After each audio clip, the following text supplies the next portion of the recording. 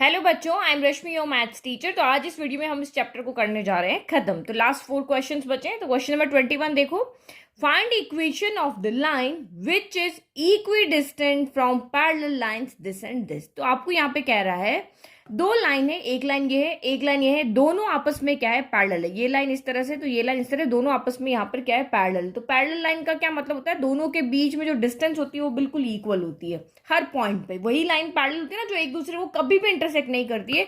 इस पॉइंट से इस पॉइंट तक की डिस्टेंस दोनों की लाइन के बीच में हमेशा डिस्टेंस क्या होती है, सेम होती है। अब आपको कहा है कि आप एक और ऐसी लाइन ढूंढ करके लाओ, एक और ऐसी लाइन की इक्वेशन बना के दिखाओ जो इन दोनों पैरेलल लाइन से भी इक्वल डिस्टेंस पे है। यही आपको कह रहे हैं ना, ठीक है। तो ये दो लाइन मैंने यहां पर बना ली, एक L1 ले लिया, एक L2 ले लिया, और ये दोनों में क्या रिलेशन है, दोनों आपस में पैरेलल है। अब आप सोचो कि आप वो लाइन कहां पर बनाओगे। वो लाइन हमें ऐसी बनानी है जो इन दोनों लाइन से बिल्कुल इक्वल डिस्टेंस पे हो। लेट कि अगर मैं वो जो हमें लाइन बनानी है वो मैं यहां पे ड्रॉ करती हूँ, तो देखो इस लाइन की तो पास हो गई और इस लाइन से बहुत ज्यादा दूर हो गई, तो डिस्टेंस इक्वल नहीं हुआ। अब यहाँ पे देखो, जब भी दो लाइन पैरेलल है तो पैरेलल की कंडीशन फॉलो होनी चाहिए, तभी वो इक्वेशन बनेगी। मतलब वो लाइन ऐसी होनी चाहिए कि इस लाइन से हर पॉइंट पे उसकी डिस्टेंस इक्वल हो। तो ऑब्वियसली वो लाइन इन दोनों के बीच में ही होगी, ठीक है। लाइन आपको समझ में आएगी तभी आप क्वेश्चन को सॉल्व कर पाओगे। तो वो जो लाइन हम जिसके हमें इक्वेशन फाइंड करनी है और इन दोनों पैरेलल लाइन से इक्वल डिस्टेंस में होनी चाहिए, तो वो लाइन कैसी होनी चाहिए, बिल्कुल इनके मिड में होनी चाहिए, इस तरह से बिल्कुल इनके बीच में से जानी चाहिए। और ये नहीं कि इस तरह से हो या इस तरह से हो, ऐसे नहीं होनी चाहिए। वो बिल्कुल इनकी लाइन की क्या होगी, पैरेलल होगी, तभी हर पॉइंट से उनकी डिस्टेंस क्या होगी, यहां पर इक्वल होगी। तो हमने कह दिया भाई ये हमारी रिक्वायर्ड लाइन है जिसकी यहां से यहां तक जो डिस्टेंस है वो, और यहां से यहां इस पॉइंट से इस पॉइंट तक की, यानी इस लाइन से इस लाइन की डिस्टेंस और इस लाइन से इस लाइन की डिस्टेंस क्या होती है, वो यहां पर वो इक्वल है। ये लाइन हमने इस तरह से यहां पे ले ली। तो यहाँ पे आपको पता ही है जो हमारी शॉर्टेस्ट डिस्टेंस होती है वो यहाँ पे क्या होती है, परपेंडिकुलर होती है लाइन के ऊपर। तो ये लाइन इसके ऊपर क्या परपेंडिकुलर, ये इसके ऊपर परपेंडिकुलर है। अब यहाँ पे देखो आप इसकी इक्वेशन कैसे लिख के आओगे, तो आपको पैरेलल लाइन की कुछ कंडीशन पता होनी चाहिए। तो जब भी आपकी लाइंस पैरेलल होती है तो पहली बात तो यहाँ पे कि उनका स्लोप क्या होता है, इक्वल होता है। m1 equal to m2 equal to आप m3 ले सकते हो, तीनों लाइन का यहाँ पर स्लोप इक्वल होगा। और दूसरी लाइन इनकी इक्वेशन में क्या रिलेशन होता है कि आपको पता है कि क्लास 10 में हमने पढ़ा है कि a1 अपॉन a2 जो है वो यहाँ पर क्या होता है, b1 अपॉन b2 के इक्वल होता है। लेकिन c1 अपॉन c2 यहाँ पर इक्वल नहीं होता। यही हमने पढ़ा था ना कि भाई a1 अपॉन a2 दो लाइन है तो उनके x का कॉफिशिएंट y के कॉफिशिएंट का रेशियो इक्वल होता है, बट कांस्टेंट टर्म यहाँ पे इक्वल नहीं होती है। तो मैंने आपको इससे पहले भी क्वेश्चन में बताया था कि जब भी कोई लाइन आपकी पैरेलल होगी तो उनके x के कॉफिशिएंट तो यहाँ पर सेम होंगे, लेकिन ये कांस्टेंट टर्म कभी भी इक्वल नहीं होगी। तो देखो ये 3x plus 2y plus 6 equal to 0, तो मैं इसको भी यहाँ पे क्या कर सकती हूँ, अगर मैं यहाँ से 3 को कॉमन ले लीजिए या फिर 3 से डिवाइड करो, तो 3 के टेबल में 9 कितनी बार आया, तो ये आपका 3 टाइम आया। फिर 3 के टेबल में 6 कितनी बार आया, तो 2 टाइम आया। और यहाँ पे 3 के टेबल में 7 नहीं आता तो हम इसको एज इट इज लिख लेते हैं। तो दोनों लाइन को अगर कंपेयर करो, देखो x का कॉफिशिएंट सेम है, y का कॉफिशिएंट भी यहाँ पे सेम है, और कांस्टेंट टर्म यहाँ पे डिफरेंट है। तो सेम एज इट इज मैं यहाँ पर भी लाइन की इक्वेशन लिख सकती हूँ कि भाई ये लाइन की जो इक्वेशन है, क्योंकि ये इनके पैरेलल है, हर पॉइंट से डिस्टेंस इक्वल है, दैट मीन्स L3 L1 और L2 के पैरेलल है। तो इसकी इक्वेशन भी क्या होगी, 3x प्लस 2y, बट हमें c यहाँ पर नहीं पता है। तो आपको बस गोवा फिरा के कुछ भी करके सी को फाइंड करके लाना है, यहाँ पे पुट कर देना है, और आपकी यहाँ पे लाइन की इक्वेशन आपको मिल जाएगी। पैरेलल की प्रॉपर्टी से हम जो जो लिख सकते थे वो हमने यहाँ पर लिख दिया है, आधी इक्वेशन हमारी बन चुकी है। और अभी आपको पता है कि एक पॉइंट और एक लाइन के बीच के डिस्टेंस का फॉर्मूला हमारा था modulus of ax1 plus by1 plus c under root of a square plus b square था, ठीक है। तो लेकिन एक लाइन और एक दूसरी लाइन के बीच में जो डिस्टेंस का फॉर्मूला आपको याद है, तो ये था हमारे पास डिस्टेंस फाइंड करने का formula, modulus of c1 minus c2 upon under root of a square plus b square. यही फॉर्मूला था। देखो मैं दिखाती हूँ, ये रहा यहाँ पे। लेकिन देखो दोनों लाइन कैसी होनी चाहिए, distance between the parallel lines ax plus by plus c1 equal to 0 and ax plus by plus c2 equal to 0। तो यहाँ पे x और y के कॉफिशिएंट क्या होने चाहिए, सेम होने चाहिए। अगर आपको नहीं दिए इक्वेशन में तो आपको डिवाइड करके मल्टीप्लाई करके बनाने पड़ेंगे, तब आपके यहाँ पे दोनों के बीच में जो यहाँ पे डिस्टेंस का फॉर्मूला होगा modulus of c1 minus c2 upon under root of a square plus b square होगा।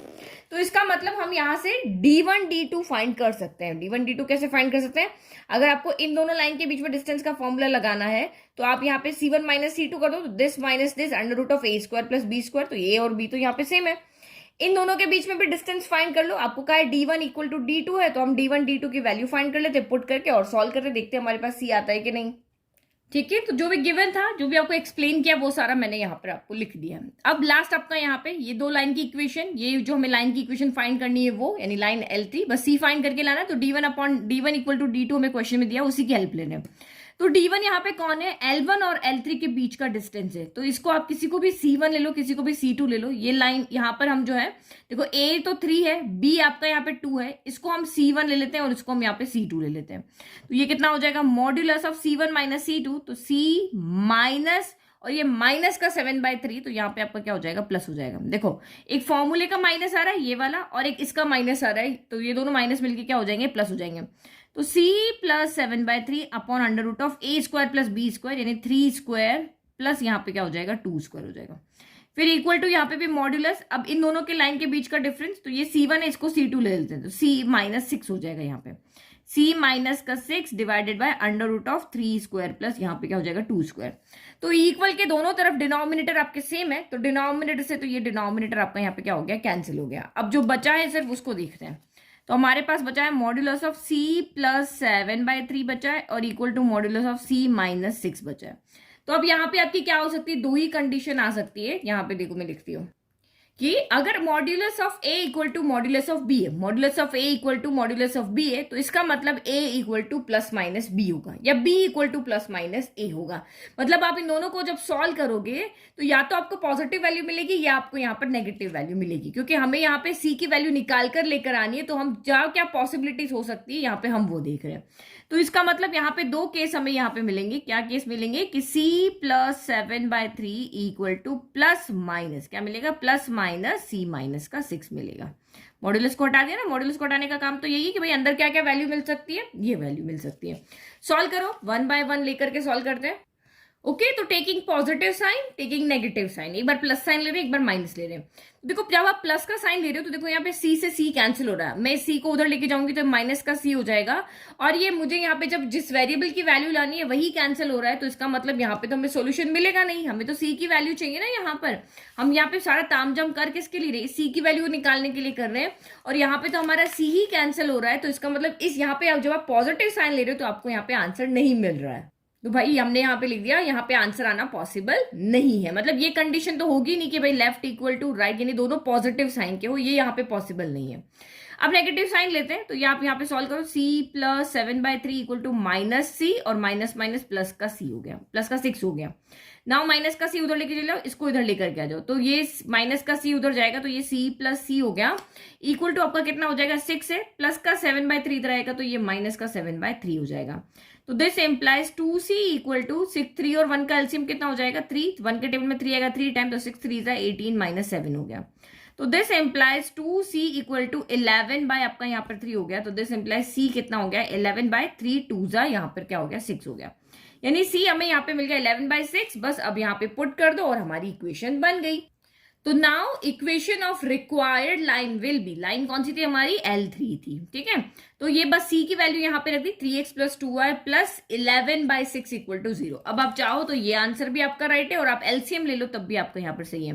तो एलसीएम यहाँ पे तो 6 3 कितना हो जाएगा, 18x हो जाएगा, प्लस 6 2 तो 6 2 आपका यहाँ पर 12y हो जाएगा, ये 11 का 11 ही रहेगा, और ये 6 जो है वो इधर जाके मल्टीप्लाई हो जाएगा। तो ये आपकी इक्वेशन मिल गई, या तो ये होगी या ये होगी, दोनों इक्वेशन आपकी यहाँ पर राइट है, ठीक है। तो देखो कितना सिंपल क्वेश्चन था, बस आपको पैरेलल की प्रॉपर्टी पता थी तो आपने इजीली ये लाइन ड्रॉ कर ली। लाइन ड्रॉ करने के बाद में तो जो क्वेश्चन में दिया हुआ था वो हमने यहाँ पे लिख लिया, फॉर्मूला लगा लिया, और C की वैल्यू को हम यहाँ पे लेकर आ गए। भाई एक वेरिएबल था तो एक इक्वेशन चाहिए ना, तो एक इक्वेशन तो बना ली ना हमने, यहाँ से इक्वेशन बना के हमने सॉल्व कर लिया। कौन सा हमने कुछ बहुत बड़ा काम किया, बहुत सिंपली तो किया। यहाँ पर फॉर्मूला बस आपको यहाँ पे याद होना चाहिए।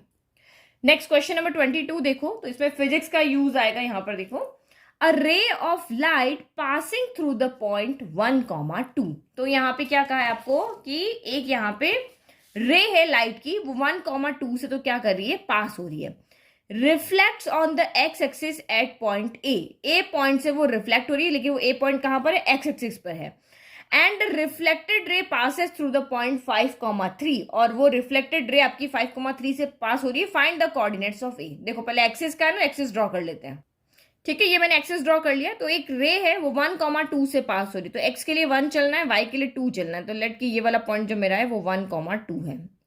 फिर एक्स एक्सिस से एक लाइन यहाँ पे आ रही है और x axis, sorry x axis से नहीं आ रही, कोई भी एक लाइट की रे आ रही है, इस तरह से आ रही है, इस तरह से आ रही है, और एक्स एक्सिस पे कहाँ पे से रिफ्लेक्ट हो रही है, ए पॉइंट से रिफ्लेक्ट हो रही है, और रिफ्लेक्ट होकर के ये एक पॉइंट से पास हो रही है जो आपका है 5,3। तो एक्स के लिए 5 इतना हो गया और 3 थोड़ा यहाँ पे ऊपर हो जाएगा, यहाँ पर ये ले लेते हैं, 5,3 से पास हो रही है।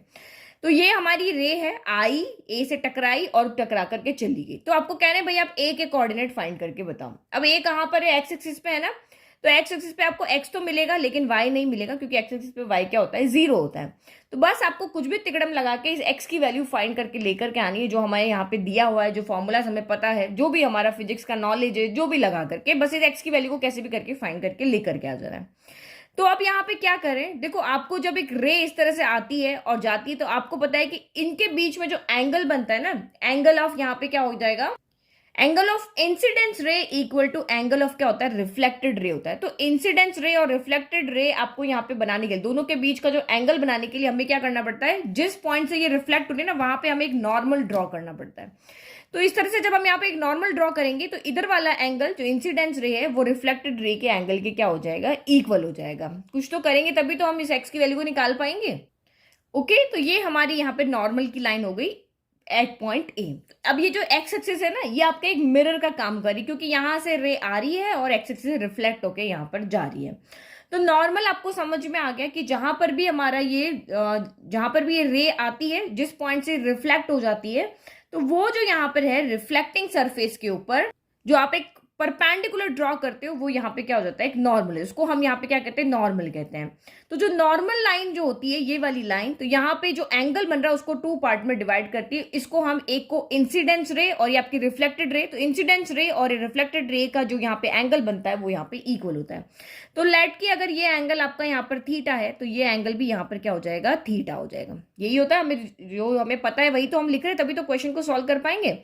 और ये जो नॉर्मल होती है इस मिरर के साथ क्या करती है, परपेंडिकुलर होती है। ये लाइन यहाँ पर क्या होती है, परपेंडिकुलर होती है, इधर भी 90 डिग्री होगा और यहाँ पे इधर भी 90 डिग्री होगा।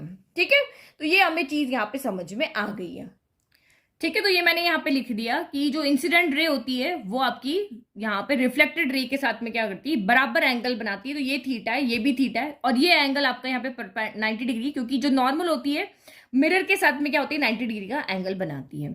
एक एक कोऑर्डिनेट हमने लिख दिए। अब आप सोचो मैं एंगल कहां से लेकर के आऊं, मैं एंगल मतलब क्या, सॉरी एक्स की वैल्यू में कहां से लेकर के आऊं, ये वैल्यू, ये एंगल मेरे पास थीटा है, ये वाला एंगल कितना है, 90 है, ये वाला एंगल कितना है, मेरे पास थीटा है।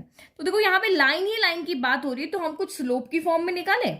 देखो यहाँ पे ये क्या कह रहा है कि ये थीटा एंगल है, ये भी थीटा एंगल है, ये आपका 90 डिग्री है, एक्स एक्सिस भी यहाँ पर है, तो क्यों ना हम यहाँ पे स्लोप निकाल करके देखते हैं कि हमें कुछ यहाँ पे एक्स की वैल्यू मिलती है। देखो अगर मैं इस लाइन की बात करती हूँ, ये जो हमारी लाइन है ए बी लाइन की, ये ए है ये बी है ना, तो इस ए बी लाइन का आपका यहाँ पे स्लोप कितना होगा, तो यहाँ पे स्लोप आप 2 तरीके से निकाल सकते हो। देखो स्लोप कैसे निकाल सकते हो, एक तो पहला ये वाला जो यहाँ पे एक्स एक्सिस के साथ जितना भी एंगल बना रही है उससे हम स्लोप निकाल सकते हैं। तो आप देखो एक्स एक्सिस के साथ ये जो हमारी रे है वो कितना एंगल बना रही है, तो ये सिर्फ हमारा इतना एंगल बना रही है। तो हमें पता है, देखो ये पूरा 90 है, ये इतना सा थीटा है, तो 90 में से अगर मैं थीटा को सब्ट्रैक्ट कर देती हूँ तो ये एंगल कितना हो जाएगा मेरा, 90 माइनस थीटा हो जाएगा। तो जो जब आपको यहाँ पे एंगल पता है तो उसका tan फाइंड करो, तो आपके पास यहाँ पे क्या जाता है, स्लोप आ जाता है। तो इस लाइन का स्लोप मैं ऐसे करके फाइंड कर सकती हूँ। और दूसरा तरीका, 2 पॉइंट मुझे यहाँ पर दिए हुए हैं, तो 2 पॉइंट अगर मुझे यहाँ पे दिए हुए हैं तो मैं यहाँ पे पॉइंट्स वाला जो है y2 minus y1 upon x2 minus x1 वो वाला फॉर्मूला भी लगा सकती हूँ। क्योंकि मुझे x लेकर के आना है तो मुझे यहाँ पे एक इक्वेशन चाहिए, एक इक्वेशन चाहिए, एक लेकर आएंगे तभी तो हम x की वैल्यू लेकर आएंगे। तो मैं यहाँ पे यही देख रही हूँ कि भाई इस लाइन का, चाहे तो आप इस लाइन का ले लो, इस लाइन का ले लो, एक एक लाइन का लेकर के देखते हैं ताकि समझ में आगे करना क्या है। तो मैं यहाँ पे देख रही हूँ इस लाइन का स्लोप मैं इजीली फाइंड कर पा रही हूँ, वो भी 2 तरीके से। देखो एक ट्राइंगल है, उसका एरिया फाइंड करने के बजाय 50 तरीके हों, जो भी तरीका यहाँ पे हम लगा सकते हैं, लेकिन एरिया तो इक्वली आएगा ना। भाई ये हमारा ट्राइंगल है, इसके एरिया के मेरे पास हीरोन्स फॉर्मूला भी है, इसका मेरे पास अगर परपेंडिकुलर दिया है तो राइट एंगल ट्राइंगल का फॉर्मूला भी है, हमारे पास यहाँ कोऑर्डिनेट दिए तो और भी फॉर्मूला, लेकिन एरिया तो सेम ही आना है ना। तो सेम यहाँ पर इस लाइन का स्लोप मैं अगर 2 तरीके से फाइंड कर रही हूँ, एक मैं थीटा लेकर के फाइंड कर रही हूँ, एक मैं पॉइंट्स लेकर के फाइंड कर रही हूँ, बट स्लोप तो मेरा इक्वली आने वाला है। तो वही कंसेप्ट मैं यहाँ पे लगा रही हूँ, जो चीज दी हुई है उसी से हम सॉल्व करेंगे ना। तो मैं सबसे पहले ए बी लाइन का स्लोप फाइंड करती हूँ। तो slope of line A B m1 यहाँ पे कितना हो जाएगा, तो आप यहाँ पे देखो, हम पहले ये थीटा वाला फॉर्मूला लगा लें। तो m1 इक्वल टू आपका यहाँ पे फॉर्मूला हो गया tan थीटा। तो थीटा आपका यहाँ पे कितना है, थीटा की जगह हम क्या रख देंगे, ये वाला एंगल है ना एक्स एक्सिस के साथ, तो ये इतना ही बना रहा है, तो ये इसकी जगह पे हम रख देंगे 90 माइनस थीटा, यानी यहाँ पे थीटा कितना हो गया आपका 90 माइनस थीटा। तो ये आपका यहाँ पे हो जाएगा, ये फॉर्मूला है। तो this employees m1 equal to आपका हो जाएगा tan 90 डिग्री माइनस थीटा। तो tan 90 माइनस थीटा कितना होता है, तो ये आपको पता है फर्स्ट क्वाड्रेंट में आएगा, तो ये आपका हो जाएगा cot थीटा हो गया। अब आप यहाँ पे एक और फॉर्मूला लगाओ, क्योंकि ये हमारे एक फॉर्मूले से आ गया। अब दूसरा फॉर्मूला लगाते हैं, हमें तो एक्स की वैल्यू चाहिए ना, तो एक्स की फॉर्म में तो इक्वेशन आई नहीं, तो हम दूसरा फॉर्मूला और लगाते हैं यहाँ पे कि slope of line A B, ये वाला फॉर्मूला है y2 minus y1 upon x2 minus x1। तो किसी को भी x1 y1 ले लो, किसी को भी x2 y2 ले लो। तो मैं यहाँ पे क्या करती हूँ, ये वाले को x2 y2 ले लेती हूँ, x1 y1 ले लेती हूँ। तो ये आपका कितना हो जाएगा x2 माइनस x1, तो ये हो गया आपका 3 माइनस 0, और y2 माइनस y1 यानी कि 5 माइनस कितना हो गया x हो गया। तो ये भी इसी लाइन का स्लोप है, ये भी इसी लाइन का स्लोप है, तो दोनों आपस में यहाँ पे क्या हो जाएंगे, इक्वल हो जाएंगे। तो इन दोनों से हमारा कंक्लूजन क्या निकला कि दिस एम्प्लाइज जो कॉट थीटा है, क्योंकि लेफ्ट दोनों के इक्वल है तो राइट भी इक्वल हो जाएंगे, तो cot theta equal to 3 upon कितना हो गया 5 माइनस एक्स हो गया। तो ये हमारी इक्वेशन नंबर 1 बन गई। लेकिन यहाँ पे दो वेरिएबल है, थीटा भी है और एक्स भी है। तो अब हमारे पास दो वेरिएबल है, तो हमें दो इक्वेशन लानी पड़ेगी। यहां से हमें एक्स की वैल्यू मिल रही है क्या, नहीं मिल रही ना। कोऑर्डिनेट कभी कॉट की फॉर्म में थोड़ी ना आ जाएगा कि हम इसको यहाँ से सॉल्व कर लें और इसका मल्टीप्लाई करके कॉट की फॉर्म में आंसर लिख दें, नहीं। तो अब हम यहाँ पे क्या करेंगे, हम इस लाइन के पास जाएंगे, इसका भी हम यहाँ पे क्या करेंगे, स्लोप फाइंड करेंगे। तो स्लोप फाइंड करने के लिए इसके पास भी थीटा है, यहां से यहां तक 90 और यहां से यहां तक थीटा है, तो ये पूरा कितना हो जाएगा 90 प्लस कितना हो जाएगा थीटा हो जाएगा। यहां से एक्स एक्सिस के साथ ये जो एंगल बनाएगा ना, ये यहां से लेकर के यहां तक बनाएगा ये वाला पूरा एंगल, तो ये पूरा एंगल कितना होगा, यहां से यहां तक 90 और यहां से यहां तक थीटा, यानी कि ये एंगल आपका यहाँ पर हो जाएगा 90 प्लस थीटा हो जाएगा। यानी यहां लिख देती हूँ, देखो 90 प्लस कितना हो जाएगा थीटा हो जाएगा। और वही दो कोऑर्डिनेट आपके पास यहाँ पे, तो सेम आप यही वाला फॉर्मूला लगाओगे तो यहाँ पर भी हमें कोई ना कोई ऐसी इक्वेशन मिलेगी। तो स्लोप ऑफ हम यहाँ पे निकालते हैं AC। तो यहाँ पे हमने लिख दिया tan 90 प्लस थीटा। तो tan 90 प्लस थीटा आपका कहाँ आएगा, इस क्वाड्रेंट में आएगा, और इस क्वाड्रेंट में tan जो होता है क्या होता है, नेगेटिव होता है। इसमें तो साइन आपका पॉजिटिव होता है ना, तो यहाँ पे tan नेगेटिव होता है, तो इसका मतलब, और इस एक्सिस पे एंगल भी चेंज होते हैं। tan का यहाँ पे क्या हो जाएगा, कॉट हो जाएगा, जैसे यहाँ पर हुआ। tan 90 minus theta first quadrant में होता है, लेकिन फर्स्ट क्वाड्रेंट में सारे पॉजिटिव होते हैं। इस क्वाड्रेंट में यहाँ पे tan नेगेटिव होता है, और इस एक्सिस पे यहाँ पे क्या होता है, चेंज हो जाता है। तो यहाँ पे क्या हो जाएगा, माइनस का कॉट कितना हो जाएगा, थीटा हो जाएगा। और ये दूसरा फॉर्मूला इसी लाइन का स्लोप फाइंड करने का, तो ये आपका कितना हो गया 2/1 माइनस एक्स हो गया। दोनों के राइट इक्वल है, तो दोनों के लेफ्ट भी यहाँ पे क्या हो जाएंगे, इक्वल हो जाएंगे। तो माइनस का cot theta equal to 2/1 minus का एक्स हो गया। तो अब यहाँ पे आप क्या देख रहे हो कि हमें दो इक्वेशन मिल गई है। अब इन दोनों में वेरिएबल क्या है, एक कॉट थीटा है और एक एक्स है। तो इक्वेट करके हम इसको सॉल्व कर लें। इक्वेशन फर्स्ट से हम कॉट थीटा की वैल्यू निकाल के यहाँ पे रख लेते हैं। तो हम यहाँ पे क्या लिखेंगे, from equation first and second. तो कॉट थीटा की वैल्यू यहाँ पे रखो, तो ये कितना हो जाएगा 3/5 माइनस एक्स, और एक नेगेटिव साइन यहाँ पे पहले से है, तो ये उठा के यहाँ रख दिया, इक्वल टू 2/1 माइनस एक्स हो गया। बस अब हमारी हो गई हमारी इक्वेशन वन वेरिएबल में हो गई। तो बस हमें एक्स की वैल्यू तो चाहिए थी, तो बस कर दो पुट यहाँ पे। तो ये आपका यहाँ पर हो जाएगा, क्रॉस मल्टीप्लाई किया तो माइनस का 3 इंटू 1 माइनस एक्स हो गया, इक्वल टू 2 इंटू आपका यहाँ पर 5 माइनस एक्स हो गया। और ये कितना हो गया, माइनस प्लस, माइनस का 3 माइनस माइनस प्लस, तो ये 3x हो गया, इक्वल टू 5 2 10 हो गया, माइनस का 2x हो गया। तो x को एक तरफ लेकर के जाओगे तो ये 3x प्लस का 2x हो जाएगा, और इधर 10 प्लस यहाँ पे क्या हो जाएगा 3 हो जाएगा।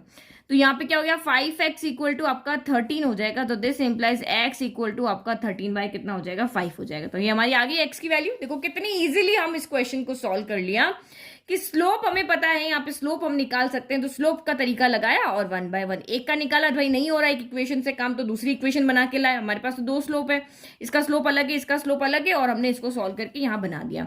अब कोऑर्डिनेट लिख लो ए के। तो hence A has the coordinate, यहाँ पे ए के कोऑर्डिनेट आपके यहाँ पे क्या हो गए 13 बाय 5 0, ये हमारे यहाँ पर कोऑर्डिनेट हो गए। ठीक है, अब चाहो तो इसको डेसिमल में लिखो आंसर, या ऐसे लिख लो, कैसे भी आप करके इसको यहाँ पे लिख सकते हो।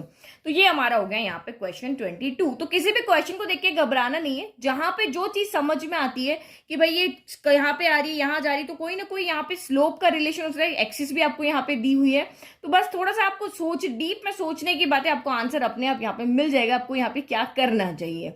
कभी भी एग्जाम में क्वेश्चन को चाहे नहीं भी आता छोड़ के नहीं आना चाहिए, आप स्टार्ट करोगे तो अपने आप आपके माइंड में आ जाएगा आगे क्या करें कि इसका आंसर हमें मिल जाएगा। चलो नेक्स्ट करते हैं हम। तो क्वेश्चन नंबर 23 देखो, तो ये लास्ट के जो भी 4 क्वेश्चन हम करें ना, ये चारों ही बहुत इंपॉर्टेंट है और ये आपके 6 मार्क्स में आ जाते हैं। मेनली आपकी जो मोस्ट मार्क्स वाले जो क्वेश्चन होते हैं ना, जो हाईएस्ट मार्क्स वाले क्वेश्चन थे उसमें ही क्वेश्चन पूछते हैं। तो prove that the product of length of perpendicular, क्या कहा है कि क्या प्रूव करना है, प्रोडक्ट करना है किसका, the length of perpendicular. Length of perpendicular कहां से ड्रॉ हो रही है, from the points this and this to the line. तो आपको यहाँ पे क्या कह रहा है, जो क्वेश्चन कह रहा है उसका फिगर बनाते हैं। ठीक है, तो सिंपली जैसा मैं कह रहा था वैसा फिगर बना दे कि भाई ये एक आपकी लाइन की इक्वेशन है, इस लाइन की इक्वेशन पे 2 पॉइंट है, एक पॉइंट मैंने यहां ले लिया, दूसरा पॉइंट यहां ले लिया, इन दोनों पॉइंट से इस लाइन के ऊपर परपेंडिकुलर ड्रॉ किए हुए, तो ये परपेंडिकुलर लिया D1, दूसरा ले लिया D2। तो अगर आप यहाँ पे इन दोनों का प्रोडक्ट करते हो, इन दोनों परपेंडिकुलर डिस्टेंस आप यहाँ पे फाइंड करोगे D1 और D2, आप इन दोनों का प्रोडक्ट करते हो तो वो आपका यहाँ पे B² के इक्वल होगा। ये हमें यहाँ पे प्रूव करके दिखाना है कि D1 D2 जो है यानी दोनों डिस्टेंस का प्रोडक्ट जो है वो B² के यहाँ पर इक्वल है। तो देखो बहुत सिंपल क्वेश्चन है भाई, ये तो सीधा का सीधा आपको कह रहा है भाई एक पॉइंट की एक लाइन से डिस्टेंस निकालो, इस पॉइंट की इस लाइन से डिस्टेंस निकालो, दोनों का प्रोडक्ट करो और B² के इक्वल लेकर के आ जाओ। तो फॉर्मूला कौन सा है आपको ध्यान है ना, ठीक है। तो D1 क्या है, distance of the line, distance of the line from this point, इस लाइन से इस पॉइंट की डिस्टेंस आपकी D1 है। तो किसी भी पॉइंट से किसी भी लाइन की डिस्टेंस फाइंड करने का हमारे पास ये फॉर्मूला होता है, बट कंडीशन ये है कि वो जो यहाँ पे 90 डिग्री का एंगल बनना चाहिए, दोनों लाइन के बीच में कितने डिग्री का एंगल बनना चाहिए, 90 डिग्री का एंगल बनना चाहिए। तो ये हमारा फॉर्मूला है। अब आप यहाँ पे देखो जो हमारी लाइन की इक्वेशन है ऊपर ax1 + by1 + c है, यानी कि स्टैंडर्ड फॉर्म में है, लेकिन ये हमें जो यहाँ पे लाइन की इक्वेशन दी ये हमें स्टैंडर्ड फॉर्म में यहाँ पर नहीं दी हुई है। तो पहले हम लाइन की इक्वेशन को एक स्टैंडर्ड फॉर्म में लिख लेते हैं। तो यहाँ लेफ्ट में क्या करते हैं, एलसीएम ले लेते हैं। तो ये आपका ए और बी, तो ये ए बी एलसीएम हो जाएगा, इसके डिवाइड में ए है, इसके डिवाइड में बी, ए बी एलसीएम हो गया। तो यहाँ पर ए है बट बी नहीं है, तो ये आपका एक्स यहाँ, या तो यहाँ पे ऐसे करो, ये बी कॉस थीटा पहले लिख दो और बाद में एक्स लिख देते हैं। यहाँ बी है बट ए नहीं है, तो ये ए साइन थीटा यहाँ पर क्या हो जाएगा, वाई हो जाएगा, और इक्वल टू 1 है। अब ए बी को आप उधर भेज दो, तो उधर भेज के हम इधर ले आते ताकि हमारी सी भी इधर आ जाए। तो ये आपका इक्वेशन क्या हो जाएगी, बी कॉस थीटा एक्स हो गया, एक्स इसका वेरिएबल है, ठीक है। या फिर हम इसको क्या करें, अगर आप थीटा एक्स करें तो एक्स यहाँ पहले लिख दो, या तो पहले लिख दो, ये ज्यादा सही है। फिर यहाँ पे वाई ए साइन थीटा हो गया, इक्वल टू ए बी आ जाएगा, और ए बी इधर आ जाएगा तो माइनस का ए बी इक्वल टू 0 हो गया। तो अब आपको यहाँ पे इजीली समझ में आ रहा है, ये हमारा यहाँ पर ए है, ये हमारा यहाँ पर बी है, और ये हमारा यहाँ पर क्या है, सी है। क्योंकि A X plus B Y plus C होता है, तो हमने माइनस इसके साथ में ले लिया, तो बीच में क्या बचा, प्लस ही तो बचा। तो वैल्यू पुट करो और यहाँ पे हम D1 को फाइंड कर लेते हैं। तो D1 आपका यहाँ पे कितना हो जाएगा, मॉड्यूलस ऑफ ax1। तो पॉइंट ये रहे ना हमारे, तो ये पॉइंट हमारे ये, तो ये आपका यहाँ पर क्या हो गया, ये x1 हो गया, ये आपका यहाँ पर y1 हो गया। तो बस पुट करो, a यहाँ पे कौन है, ये आपका a है, ये a है, ये आपका b है, ये c है, तो ax1 हो गया। तो ये हम यहाँ पे लिख लेते हैं, a आपका यहाँ पर क्या है, b cos थीटा है। तो हम इसको रूट वाले को पहले लिख लेते हैं, a² - b² इंटू आपका यहाँ पर क्या हो गया, b cos थीटा हो गया। फिर प्लस, फिर आपका यहाँ पे क्या होता है, b sine theta, sorry b y1। तो b आपका यहाँ पर कौन है, a साइन थीटा, और y1 कितना है, 0। तो 0 इंटू, ये तो वैसे ही 0 हो जाएगा, और फिर आपका ए बी प्लस का c है, तो c की जगह माइनस का ए बी हो गया, मॉड्यूलस बंद हो गया, और डिवाइडेड बाय √ a² + b²। तो a यहाँ पर कौन है, तो b² cos² थीटा, मैंने स्क्वायर कर दिया है, ओके। और इसका स्क्वायर यानी कि आपका हो गया a² sin² थीटा हो गया। बस अब इसको थोड़ा सा और सॉल्व करके लिख दे, क्योंकि ये टर्म यहाँ पे कैंसिल हो रही है। तो मॉड्यूलस में ऊपर कौन बचा, a² - b² into b cos theta हो गया, माइनस का यहाँ पर क्या हो गया, आपका ए बी हो गया। तो माइनस का ए बी और डिवाइडेड बाय आपका सेम यही रह गया जो यहाँ पर था, b² cos² theta plus a² sin² theta हो गया। तो ये हमारी फर्स्ट आ गई D1। अब D2 कैलकुलेट करें। तो D2 equal distance of the line from this point. तो बस कुछ नहीं रखना, पॉइंट आपके जो है वही, ये आपका ये पॉइंट ना, ये x1 हो गया, ये आपका y1 यहाँ पे हो गया, और लाइन तो हमारी वो की वही है। तो ये आपका पॉइंट हो गया, हम यहाँ पे रख रहे हैं सबसे पहले ax1। तो ये आपका यहाँ पे x1 हम पहले लिख रहे हैं, तो माइनस का a² रूट में हो गया, और आपका a कौन है यहाँ पर, तो ये हो गया आपका b cos थीटा हो गया। फिर प्लस, फिर आपका यहाँ पर जो है y1 कितना है आपका 0 है, 0 इंटू आपका यहाँ पर क्या हो गया, a sin थीटा हो गया, माइनस का a b हो गया, और सेम आपका वही अंडर रूट में क्या हो गया, A square plus B square, तो ए बी तो आपका यहाँ पर सेम है, तो इसको भी मैंने यहाँ पे सॉल्व करके रख दिया, ये वाली टर्म जीरो हो गई, इसको हटा दिया, बाकी एज इट इज यहाँ पे लिख दिया। नाउ हमें जो प्रूव करना है d1 d2 equal to b square, तो फर्स्ट और सेकंड से आप यहाँ पे वैल्यू पुट कर लो। तो ये मैंने यहाँ पे d1 और d2 की वैल्यू यहां से उठा करके यहाँ पे रख दी। अब इसको हमें सॉल्व करना है, तो इतनी बड़ी टर्म को सॉल्व करने, क्योंकि अभी हमने यहाँ पे क्या है, ये हमें शो करना है ना, तो यहाँ पे मैंने लिया है लेफ्ट हैंड साइड। हम लेफ्ट हैंड साइड यहाँ पे क्या लिया, मैंने d1 क्रॉस d2 लिया है, और इसको सॉल्व करके हमें सिर्फ बी स्क्वायर लाना है। मतलब इतनी सारी टर्म को गायब करके हमें सिर्फ एक छोटी सी टर्म लेकर आनी है, जो कि हमारी है बी स्क्वायर। तो बस सॉल्व करो, सॉल्व करो करो करो करते जाओ और बी स्क्वायर लेकर आओ। मैंने कहा था ना क्वेश्चन बहुत सिंपल है, सीधा सा आपको समझ में आ जाएगा क्या करना है, लेकिन सॉल्यूशन थोड़ा सा आपका यहाँ पे लेंथी है।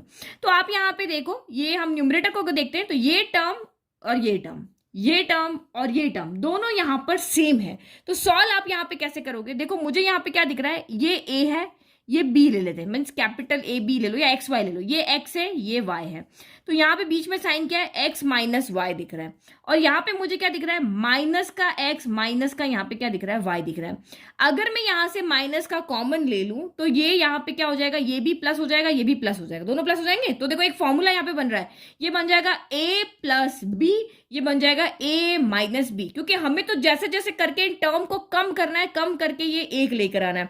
तो अभी ये अलग दिख रही है, ये अलग दिख रही है, तो यहाँ पे एक फॉर्मूला लग जाएगा, तो ये दो अलग टर्म ये अलग में है, दोनों मिलके मेरी एक बन जाएगी। और डिनोमिनेटर में तो वैसे ही देखो ये सेम है ना, B square cos square theta, B square cos square theta plus ए स्क्वायर साइन स्क्वायर थीटा यहाँ भी है। तो इनके यहाँ पे जैसे होता है ना, देखो रूट ए इंटू रूट ए क्या होता है आपका, ए हो जाता है, तो सेम यहाँ पे भी दोनों मल्टीप्लाई होंगे, तो रूट से रूट कैंसिल होकर सिर्फ आपकी अंदर की टर्म बन जाएगी। तो डिनोमिनेटर भी मिलके भी एक टर्म हो गई, न्यूमरेटर मिलके भी मेरी यहाँ पे एक टर्म हो गई। तो अब ये जो 1 2 3 4 दिख रही है, ये 4 ना दिख करके मुझे सिर्फ ओनली 1 2 ही दिखेगी, ठीक है। तो सबसे पहले मुझे यहाँ पे क्या करना पड़ेगा, यहाँ माइनस कॉमन लेना पड़ेगा।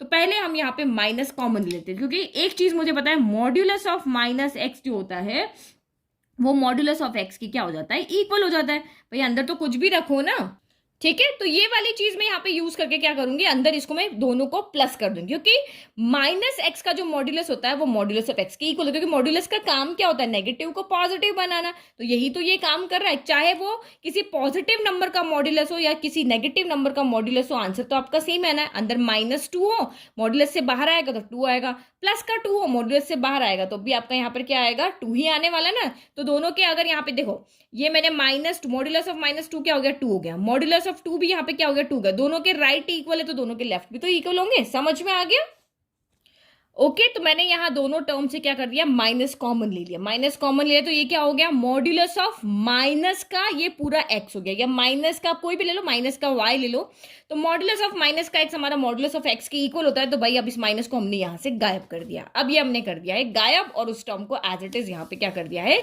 लिख दिया। अब इसको सॉल्व करो, तो देखो यहाँ पे a प्लस बी, ये क्या फॉर्मूला बन रहा है, आप यहाँ पे देखो, ये है a, ये है माइनस, ये है b, और ये क्या बन रहा है यहाँ पर a प्लस b बन रहा है। और यहाँ पे जो आपका फॉर्मूला क्या बन रहा है, रूट, मैं यहाँ पे लेती हूँ रूट y इंटू आपका यहाँ पे रूट y, जो वो आपका y की इक्वल हो जाएगा। और यहाँ पे आपका फॉर्मूला क्या लग जाएगा, a minus b, a plus b equal to किसके हो जाएगा, आपका यहाँ पे a square minus B square के हो जाएगा। तो सिंपली समझ में आ गया, ये दो टर्म हमारी यहाँ से क्या हो जाने वाली है, अभी गायब होके एक टर्म बनने वाली है। तो मॉड्यूलस का मॉड्यूलस के अंदर ही हो रहा है, सारा काम मॉड्यूलस के अंदर ही हम यहाँ पे रख रहे हैं। तो ये आपका यहाँ पे क्या हो जाएगा, a स्क्वायर, तो ये आपका a minus b, a plus b, a square, यानी कि ये मॉड्यूलस एज इट इज है, under root of a square minus B square, b cos theta का हो जाएगा होल स्क्वायर, और माइनस ये यहाँ पर क्या हो जाएगा, ए बी का होल स्क्वायर, एक टर्म हो गई।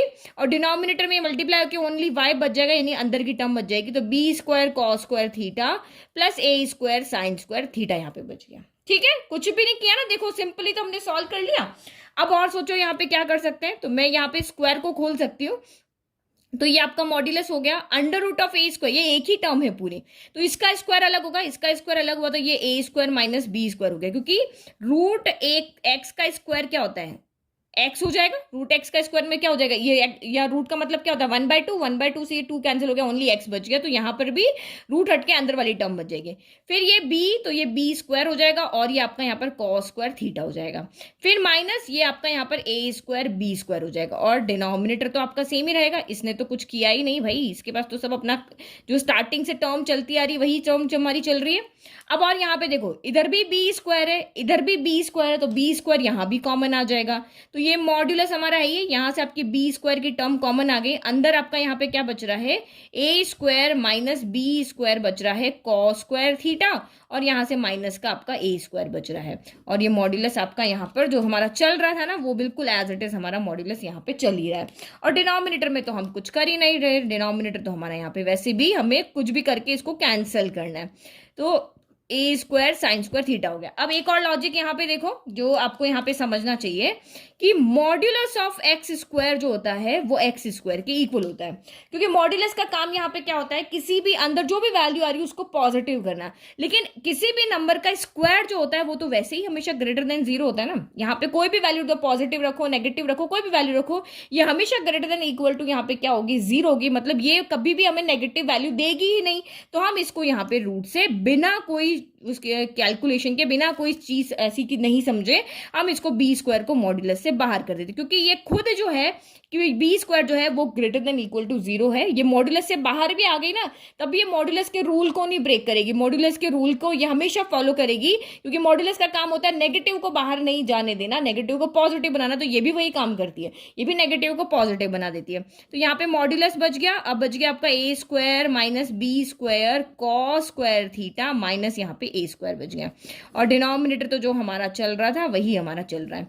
अब आप यहाँ पे देखो कि हमें बाहर क्या मिल गया है, बी स्क्वायर मिल चुका है। अब मुझे जो शो करना था उसमें ये था ना, d1 into d two equal to b square, हमें ये चीज तो शो करनी थी जिसका हम यहाँ पे right and left hand side लेकर के चल रहे हैं, तो बी स्क्वायर तो मुझे यहाँ पे क्या हो गया, मिल गया, ये रहा भाई मेरा बी स्क्वायर जो मुझे चाहिए था। अब ये बी स्क्वायर में जो मिल गया, इसका मतलब मुझे ये वाली टर्म और ये वाली टर्म यहाँ पे क्या करनी है, पूरी की पूरी मुझे कैंसिल करनी है, कुछ भी करके इन दोनों को मुझे कैंसिल करना है कि ये इससे कैंसिल हो जाए और मुझे बी स्क्वायर मिल जाए। तो कैंसिल तो तभी होगी ना जब ये टर्म और ये टर्म यहाँ पर क्या हो, सेम हो, जब सेम होगी तभी इसको हम कैंसिल कर पाएंगे। तो देखो अब सेम कैसे बनाते हैं, यहाँ पे कॉस स्क्वायर थीटा है, साइन स्क्वायर थीटा है, तो हम कुछ ऐसा करते हैं कि ये भी आपका यहाँ पर कुछ न कुछ हमारा नीचे जो है वो एज इट इज यहाँ ऊपर बन जाए, क्योंकि ऊपर भैया ये मॉड्यूलस का लोचा है ना, इसको नहीं सॉल्व करते हैं, इसी को सॉल्व करते हैं। तो बी स्क्वायर को तो मैं यहाँ पे अलग कर देती हूँ, ये मॉड्यूलस पहले हम इस ब्रैकेट को ओपन कर देते हैं, तो ये हो गया A square cos square theta minus B square, आपका यहाँ पर भी क्या हो गया कॉस स्क्वायर थीटा, और ये हो गया माइनस का ए स्क्वायर हो गया, और डिनोमिनेटर हमारा जो सेम था वही चल रहा है। अब आगे उसके अकॉर्डिंग देखते हैं, भाई हमें नीचे एक साइन है तो ऊपर भी मुझे यहाँ पे क्या करना पड़ेगा, एक साइन यहाँ पर क्या करना पड़ेगा, बनाना पड़ेगा। तो साइन के साथ में कौन है भाई, इसको साइन बनाए इसको साइन बनाए, वो भी तो डाउट है। तो नीचे देखो साइन के साथ कौन है, ए है ना, ए स्क्वायर है, तो ए स्क्वायर वाले को ही हमें साइन बनाना है, क्योंकि ए स्क्वायर वाले इसको साइन बनाएंगे तभी तो हमें यहाँ a square sine square theta मिलेगा। अगर इसको बना देंगे तो b square sine square theta मिलेगा, जो हमें चाहिए नहीं है। तो हम इसको देखते हुए, इस ए स्क्वायर को देखते हुए हम यहाँ पे ऊपर इस वाले कॉस स्क्वायर को क्या लिख रहे हैं, साइन स्क्वायर थीटा लिख रहे हैं। तो आपकी आइडेंटिटी आपको याद है, ठीक है। तो ये हमारी आइडेंटिटी होती है sine square theta plus cos square theta equal to 1। तो भाई यहाँ से कॉस स्क्वायर थीटा तो इजीली हमने चेंज कर लिया, तो ये बी स्क्वायर हो गया आपका यहाँ पे मॉड्यूलस ऑफ ये स्क्वायर एज इट इज है, इस कॉस स्क्वायर थीटा की जगह मैंने 1 माइनस साइन स्क्वायर थीटा रख दिया, फिर माइनस का बी स्क्वायर यहाँ पर कॉस स्क्वायर थीटा पहले से, और ये ए स्क्वायर यहाँ पर पहले से, और डिनोमिनेटर तो आपका सेम है, ठीक है। तो ये हमने बी स्क्वायर कर दिया। अब मॉड्यूलस को सॉल्व करो, तो ये ए स्क्वायर अंदर गया तो ये स्क्वायर हो गया, माइनस का a square sine square theta हो गया, माइनस का b square cos square theta हो गया, और ये माइनस का ए स्क्वायर हो गया। तो देखो ए स्क्वायर से तो ये ए स्क्वायर यहाँ पे क्या हो गया आपका कैंसिल हो गया, और नीचे कौन बचा हुआ है, B square cos square theta plus ए स्क्वायर साइन स्क्वायर थीटा है। तो अब नीचे और ऊपर कैंसिल करने में सिर्फ क्या डिफरेंस दिख रहा है कि ये दोनों पॉजिटिव है और ये दोनों यहाँ पर नेगेटिव है, बाकी तो कोई डिफरेंस नहीं है। B square cos square theta यहाँ भी है, यहाँ भी है, a square sine square theta यहाँ भी है, बट इनके पास नेगेटिव साइन है, इनके पास यहाँ पे क्या है, पॉजिटिव साइन है। तो फिर से हम वही वाली आइडेंटिटी को लेंगे, माइनस का भी हमने किया था ना, यही वाला माइनस का मॉड्यूलस एक्स जो होता है वो एक्स इसके इक्वल होता है ना। तो फिर से आप यहाँ पे क्या करो, माइनस आपने कॉमन ले लिया, अंदर कॉमन ले लिया, ये मॉड्यूलस यहाँ पे है, ठीक है, ये मॉड्यूलस यहाँ पे लगा रही हूँ। तो ये आपने माइनस यहाँ पे कॉमन लिया, तो ये आपका यहाँ पर क्या हो गया, ये दोनों पॉजिटिव हो जाएंगे। तो देखो बी स्क्वायर वाली टर्म पहले लिखी, तो मैं भी यहाँ पे पहले लिख देती हूँ, b square cos square theta पहले लिख दिया। ये भी नेगेटिव पॉजिटिव हो गया, ये भी नेगेटिव आपका यहाँ पर क्या हो जाएगा, पॉजिटिव हो जाएगा, ए स्क्वायर साइन स्क्वायर थीटा हो जाएगा। और डिनोमिनेटर में आपका वही जो चल रहा था, B square cos square theta plus ए स्क्वायर साइन स्क्वायर थीटा हो गया। अब इस वाली आइडेंटिटी से ये फिर से क्या हो जाएगा, आपका पॉजिटिव हो जाएगा। तो ये आपका पॉजिटिव होके क्या बन जाएगा, पॉजिटिव होके अभी आपका modulus of b square cos square theta plus A square sine square theta हो जाएगा। और डिवाइड बाय आपका वही चल रहा है, B square cos square theta plus ए स्क्वायर साइन स्क्वायर थीटा। अब मॉड्यूलस का क्या करें, इसके पास तो मॉड्यूलस है नहीं और इसके पास यहाँ पर मॉड्यूलस है, लेकिन आप यहाँ पे देखो ये सारी चीजों का यहाँ पे क्या हो रहा है, स्क्वायर हो रहा है। अगर कहीं पे कोई भी वैल्यू हमें नेगेटिव भी मिली तो हम स्क्वायर कर देंगे। देखो ए की जगह, बी की जगह, कॉस की जगह, साइन की जगह कहीं भी नेगेटिव वैल्यू आई तो ये स्क्वायर उन सबको क्या कर देगा, पॉजिटिव कर देगा। तो भाई मॉड्यूलस का तो कोई रोल ही नहीं रहा ना यहाँ पे, जब सबका ही स्क्वायर है तो ये तो वैसे ही पॉजिटिव हो जानी है। तो हम यहाँ पे कर देते हैं मॉड्यूलस को हटा देते हैं, और अभी अब कर दिया B square cos square theta plus ए स्क्वायर साइन स्क्वायर थीटा, और नीचे भी सेम टर्म है आपकी, B square cos square theta plus ए स्क्वायर साइन स्क्वायर थीटा। तो सेम टर्म से सेम टर्म कैंसिल हो गई, ये आपका बी स्क्वायर हो गया जो कि हमारा यहाँ पे राइट हैंड साइड है। तो हैंड्स प्रूव कर दिया। देखो कितना सिंपल हमारा क्वेश्चन था, लेकिन सॉल्यूशन कितना लेंदी था कि हमें इसको सॉल्व करने में टाइम लग गया। लेकिन आपको एग्जाम में ऐसे ही सॉल्व करना है, तभी आपको फुल मार्क्स मिलेंगे। जो भी चीज आप यहाँ पे यूज कर रहे हो उसको साइड में आप जरूर मेंशन करना, ठीक है। Last question of this chapter और दिस एक्सरसाइज। तो लास्ट क्वेश्चन इस एक्सरसाइज का, a person standing at the junction crossing of two straight paths represented by the equation 2x minus 3y plus 4 equal to 0, 3x plus 4y minus 5 equal to 0। तो यहाँ पे क्या कह रहा है, एक पर्सन है जो जंक्शन यानी कि दो स्ट्रेट लाइन जहां पर क्रॉस कर दी है उस पॉइंट पे वो खड़ा हुआ है। तो वो दोनों स्ट्रेट लाइन कौन है जो क्रॉस कर रही है, एक ये लाइन है और एक ही लाइन है। तो इस तरह से दो लाइन यहाँ पे क्रॉस कर रही है और ये जंक्शन यानी कि उसकी क्रॉसिंग पे यहाँ पे खड़ा हुआ है। wants to reach the path whose equation is this in the least time. अब यहां से इस पॉइंट से इसको इस लाइन की इक्वेशन पे जाना है। ये एक लाइन की इक्वेशन है, तो एक स्ट्रेट लाइन यहाँ पे कहीं पे बन रही होगी, इधर इधर इधर इधर कहीं पे भी आप बना सकते हो। मैं यहाँ पे बनाती हूँ। अब इसको इस पॉइंट से इस लाइन पे जाना है, लेकिन सबसे कम टाइम में जाना है। तो कम से कम टाइम में तो क्या होता है, जो शॉर्टेस्ट डिस्टेंस होगी वही उसकी कम से कम टाइम में उसको लेकर के जाएगी। अब चाहे पैदल जाओ, चाहे गाड़ी से जाओ, चाहे उड़ के जाओ, लेकिन उसको लीस्ट टाइम में यहाँ पर जाना है, ठीक है। लीस्ट टाइम में तो ऑब्वियसली उड़ के ही जाएगा, लेकिन क्रॉसिंग से उसको यहाँ पे जाना है। तो कैसे जाना है वो हमारा मैटर नहीं है। हमें ये कहा है कि भैया इसको यहाँ से यहाँ तक लीस्ट टाइम में जाना है, तो यहाँ से यहाँ तक जो डिस्टेंस होगी वो क्या होगी, परपेंडिकुलर होगी। शॉर्टेस्ट डिस्टेंस हमेशा परपेंडिकुलर ही होती है। तो find the equation of the path that he should follow. आपको इस पाथ की यहाँ पे क्या बनाकर देनी है, इक्वेशन बना के देनी है कि भाई उसको उसी पाथ पे चलना है। ये आपकी इस लाइन के जितने भी पॉइंट्स होंगे उन पॉइंट पे चलते चलते हुए उसको जाना है और इस लाइन के ऊपर उसको पहुंच जाना है। ये हमारा क्वेश्चन यहाँ पे कह रहा है। तो पहले फेयर फिगर बना लेते हैं, उसके बाद देखते हैं कि ये हम पाथ कैसे फाइंड करेंगे।